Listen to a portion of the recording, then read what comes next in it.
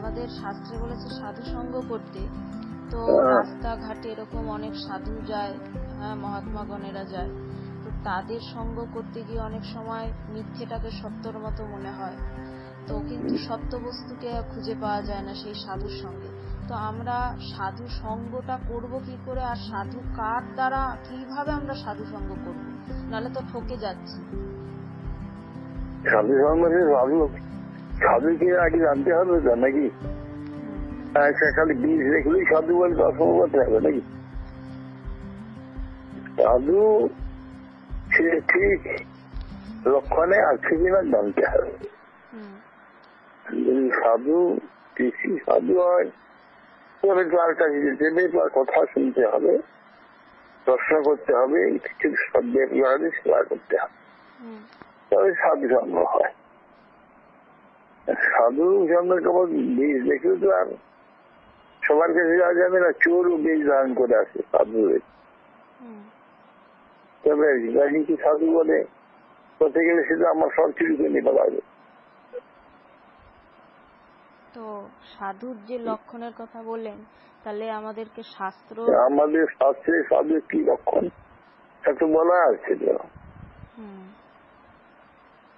সেই অনুযায়ী সেই লক্ষণে সে রক্ষিত হচ্ছে কিনা এটা জেনে তার সঙ্গ করতে হয়।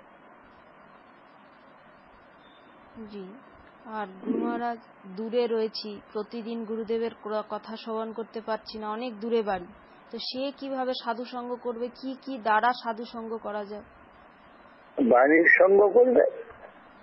সাধু যেসব কথা বলে দিয়েছেন, ভগবান যেসব কথা বলেছেন, সেই বাণী সঙ্গ করলেই সাধু সঙ্গ হবে।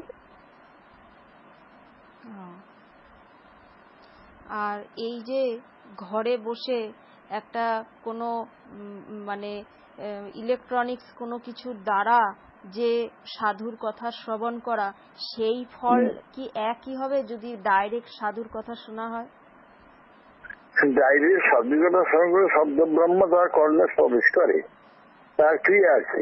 আর ইলেকট্রনিকের দ্বারা যে কথাগুলো আসছে সেগুলো আমার চিত্তে স্মৃতি হবে। হ্যাঁ, স্মৃতির দ্বারা আমি অনুভব করবো এই পর্যন্ত।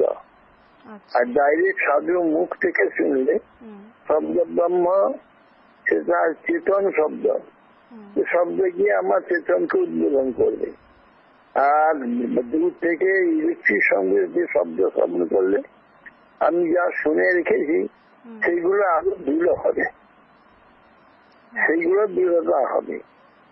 হ্যাঁ, কিন্তু জাগরণ করতে পারবে না, ওটা যেহেতু চেতন শব্দ নয়। হ্যাঁ, যা আমার জানা শোনা আছে সেইটা আরো দৃঢ় হবে। সেই শ্রবণের দ্বারা আমার যা যা শোনা আছে সেটা আবার দৃঢ়তাই পরিণত হবে, এটা আরো জোর হবে।